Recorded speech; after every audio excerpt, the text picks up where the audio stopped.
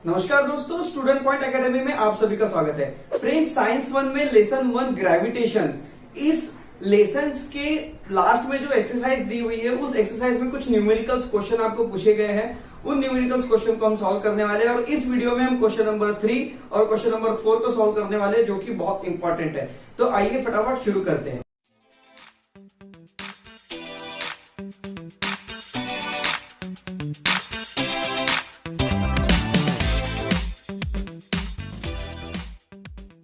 तो फ्रेंड्स, अगर आपने हमारे चैनल को अभी तक सब्सक्राइब नहीं किया है तो सब्सक्राइब करो चैनल और बेल आइकन को दबाना ना भूलें, ताकि हमारे वीडियोस के सारे नोटिफिकेशन आपको मिलते रहे। तो फ्रेंड्स, आपके बुक में पेज नंबर 15 पर देखिए, पेज नंबर 15 पर लेसन 1 में जो एक्सरसाइज है उसमें क्वेश्चन 3 ये हमें पूछा है, explain why the value of g is 0 at the centre of the earth. ये क्वेश्चन मुझे ऐसा लगा कि भाई आपको इस क्वेश्चन को समझा के देना चाहिए, ओके। इसलिए मैं इस क्वेश्चन को सिलेक्ट किया है कि मैं आपको इस क्वेश्चन को बिल्कुल अच्छे तरीके से समझा कर दूं, ताकि इसमें कोई कंफ्यूजन ना हो कि भाई अर्थ के सेंटर में जाने के बाद ग्रेविटी की वैल्यू यहाँ पर 0 क्यों हो जाती है, ओके। ये हम यहाँ पर देखने वाले हैं। तो देखिए, ये क्वेश्चन यहाँ पर लिखा हुआ है, इस क्वेश्चन को मैंने यहाँ पर लिखा हुआ है और साथ में यहाँ पर एक डायग्राम भी बनाई है, why the value of g is 0 at the centre of the earth. तो देखिए, ये एक हमारी अर्थ है, ओके। और ये अर्थ जो है, एक्चुअली अर्थ तो हमारी स्पेरिकल होती है, मैंने सर्कल बना लिया है। और यहाँ पर मान लीजिए ये एक ऑब्जेक्ट है। अब क्या होगा कि धीरे धीरे जब ये ऑब्जेक्ट जमीन के अंदर जाएगा, ये ऑब्जेक्ट जब धीरे धीरे भाई जमीन के अंदर जाएगा, ओके, तो ये ऑब्जेक्ट अभी यहाँ पर है, ओके, यहाँ पर है। तो इसका डिस्टेंस कुछ है, इसका डिस्टेंस हम d मान लेते हैं, ओके। ये जो रेडियस है, ये रेडियस ही अर्थ की इसका डिस्टेंस है, ये r है, ओके। इसको r, ये रेडियस है। अब ये ऑब्जेक्ट मान लीजिए इस पोर्शन पे आ गया, तो इसका डिस्टेंस कम हो गया, ओके।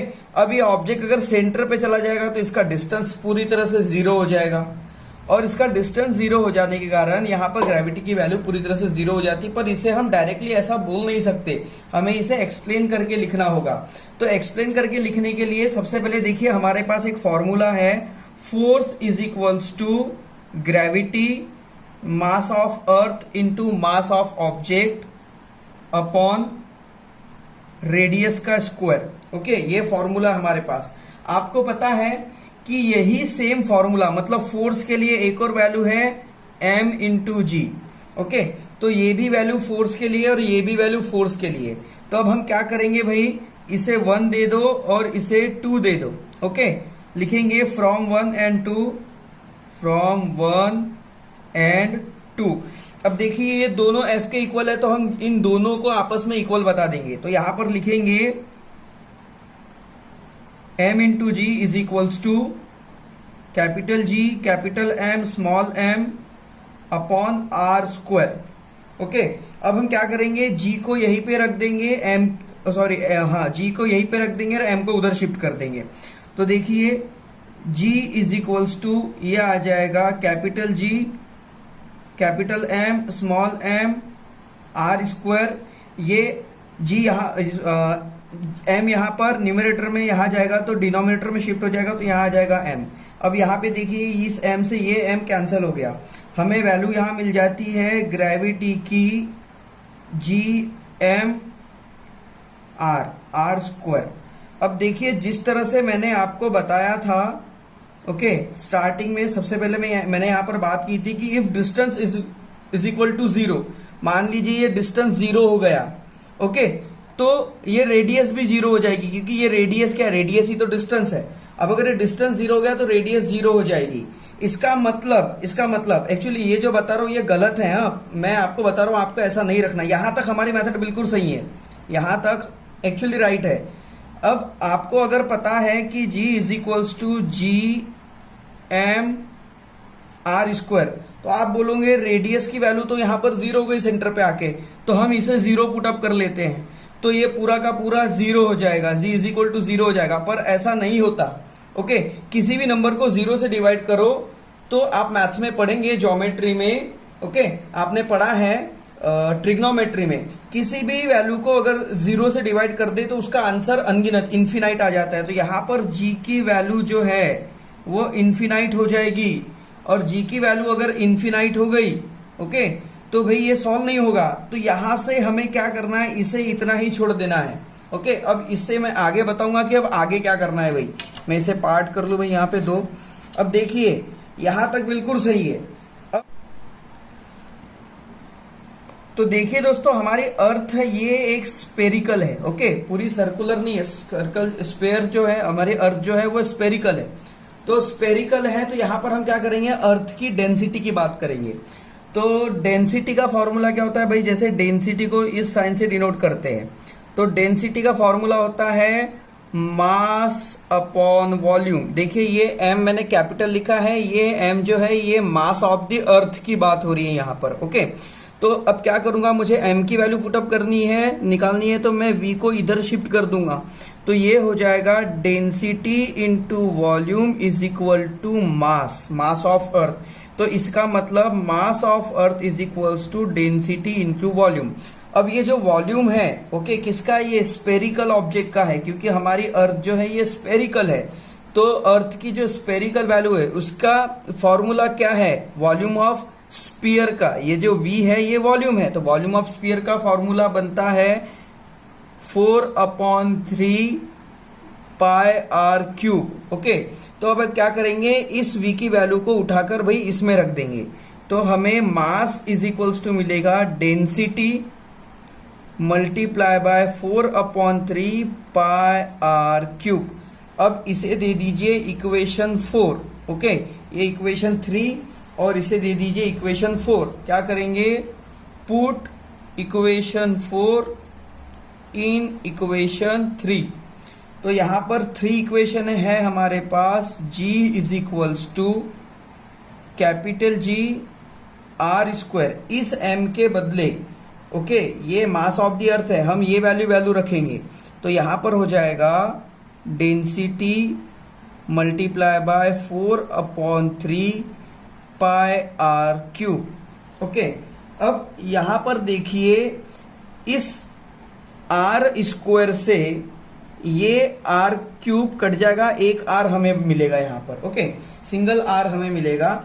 अब देखिए दोस्तों यहाँ पर क्या है भाई r, तो इस डायग्राम में वापस आते हैं। जब ऑब्जेक्ट नीचे नीचे नीचे नीचे आएगा तो वो अर्थ के सेंटर पे पहुंच जाएगा। तो अर्थ के सेंटर से लेकर ऑब्जेक्ट का डिस्टेंस 0 हो जाएगा।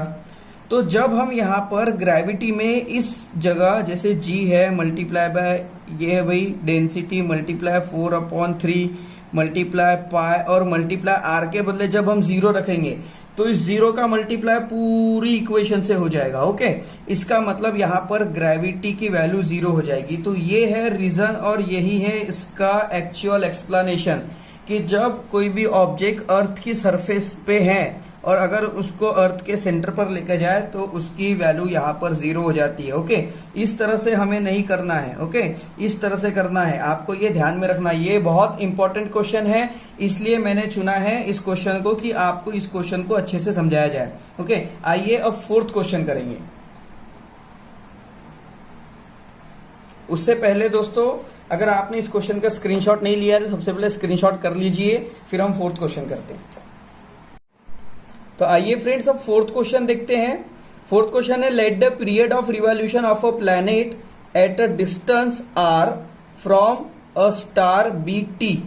अब देखिए भाई सन एक तरह का स्टार है ओके, और इस सन के आसपास अर्थ रिवॉल्यूशन करती है ओके। तो यहाँ पर वही स्ट्रैटेजी, यहाँ पर वही सिनारियो बताया हमें कि एक प्लैनेट है जो रिवॉल्यूशन करता है ओके, किसी स्टार के आसपास वो रिवॉल्यूशन करता है और स्टार से उसका डिस्टेंस r है और उसको टाइम जो है वो t लग रहा है। Prove that it was at a distance of 2r from the star, it's period of revolution will be √8t। तो मान लीजिए अगर इसका डिस्टेंस यहाँ पर बढ़ा दिया जाए ओके, यहाँ पे रेडियस को डबल कर दिया जाए तो उसका पीरियड ऑफ रिवॉल्यूशन टी के बदले, अभी टी है, टी के बदले √8t हो जाएगा। ये हमें प्रूफ करना है और बहुत इजीली हम इसे प्रूफ करेंगे। तो फ्रेंड्स देखिए, ये एक स्टार है और इस स्टार के आसपास एक छोटा सा प्लैनेट है जो अपने ऑर्बिट में रिवॉल्यूशन कर रहा है। ओके, तो पहली कंडीशन के according late the period of revolution, मतलब रिवॉल्यूशन का जो पीरियड है एक प्लैनेट का, ओके, जो स्टार से कितनी दूरी पर है, आर के डिस्टेंस पर है। ओके, और इसको टाइम कितना लग रहा है भाई, टी लगता है। अगर ये आर के डिस्टेंस पे तो इसे टाइम टी लगता है। अब क्या करना है, if it was at a distance of 2r, मान लीजिए इसका डिस्टेंस अगर डबल कर दिया जाए तो ये इसका जो ऑर्बिट है, ये पाथ, ये भी डबल हो जाएगा। अगर ऐसा हो जाता है तो यहाँ पर जो t है, इस t के बदले उसको जो पीरियड, मतलब टाइम पीरियड जो लगने वाला है वो √8t लगेगा। ये हमें फाइंड आउट करना है और बहुत इजीली हम इसे फाइंड आउट करेंगे। तो आइए देखते हैं भाई क्या है क्वेश्चन में। तो देखिए, सबसे पहले हम तो गिवन लिख ले कि हमें दिया हुआ क्या है। गिवन है हमारे पास डिस्टेंस जो है r, साथ में हमें दिया है टाइम t। ओके, अब यहां पर देखिए अकॉर्डिंग टू, भाई किसके अकॉर्डिंग यहां पर आएगा, कैपलर्स लॉ के अकॉर्डिंग। ओके, कैपलर्स लॉ के अकॉर्डिंग हमें क्या यहां पर बताता है, तो यहां लिखेंगे from Kepler's law of planetary motion. Kepler's law of planetary motion क्या है भाई, t² is directly proportional to r³। Okay, ये है कैपलर्स लॉ का प्लैनेटरी मोशन। कैपलर्स लॉ के प्लैनेटरी मोशन में क्या बताता है हमें कि टाइम पीरियड का स्क्वायर उसके डिस्टेंस के क्यूब से, ओके, ये डायरेक्टली प्रोपोर्शनल में होगा। तो यहां पर हम क्या कर देंगे इसे, ये हमारा फर्स्ट केस है। अब ये तो भाई ये पहला केस हुआ। जो नया केस है, ओके, कंडीशन क्या है हमारी, कंडीशन के अकॉर्डिंग अगर डिस्टेंस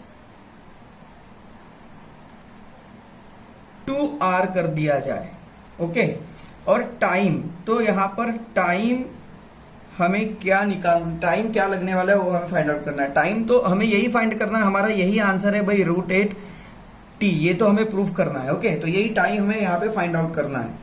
तो हम क्या करेंगे, देखिए t² r³ अगर ऐसा है, ओके, पहले केस में ऐसा है, दूसरे केस में क्या करना है, दूसरे केस में हमें यहां पर रेडियस को डबल कर देना है। ओके, तो यहां पर आ जाएगा, डिस्टेंस को डबल करते हैं तो यहां पे आ जाएगा 2r, तो यह 2r का क्यूब और यहां पर टाइम का स्क्वायर। ओके, सेम वही कंडीशन, पर ये पहली कंडीशन और ये दूसरी कंडीशन। ओके, दोनों को हमने इक्वल में रख दिया।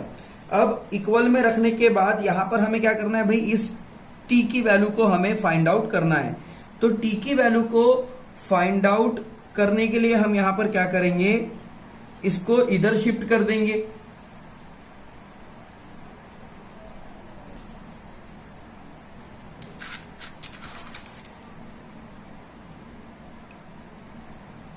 तो नेक्स्ट स्टेप में ये ऐसा हो जाएगा,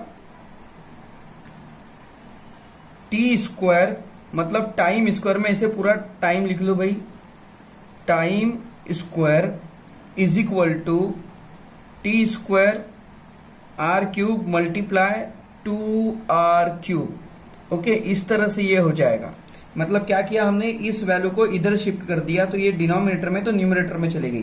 2r³ मतलब क्या हो जाएगा, 2r³ मतलब हो जाएगा, देखिए t² r³ मल्टीप्लाई बाय 2 का क्यूब 8 और r³ से r³ यहाँ पर कैंसिल हो जाएगा।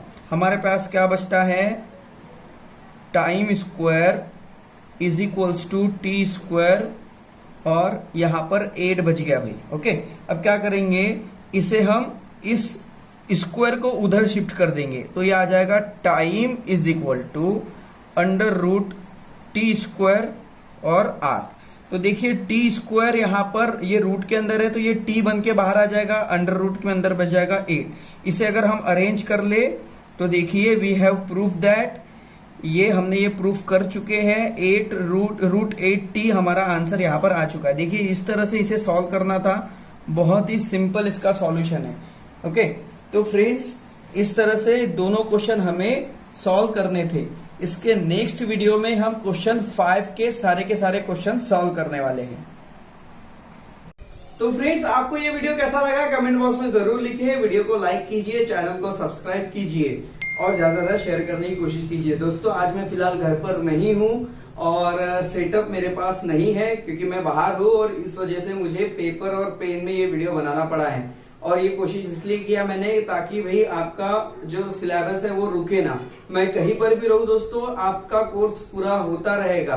ओके, अगर मेरे पास बोर्ड नहीं है तो क्या हुआ, पेन और पेपर तो है। ओके, उससे कोई तकलीफ नहीं, मैं फटाफट आपका कोर्स बिल्कुल पीछे नहीं रहने दूंगा और मेरी कोशिश रहेगी कि आपका कोर्स मैं हमेशा बराबर समय पर लेकर चलूं। तो फटाफट दोस्तों वीडियो को लाइक कीजिए, चैनल को सब्सक्राइब कर लीजिए और देखते रहिए स्टूडेंट पॉइंट एकेडमी। जय हिंद दोस्तों।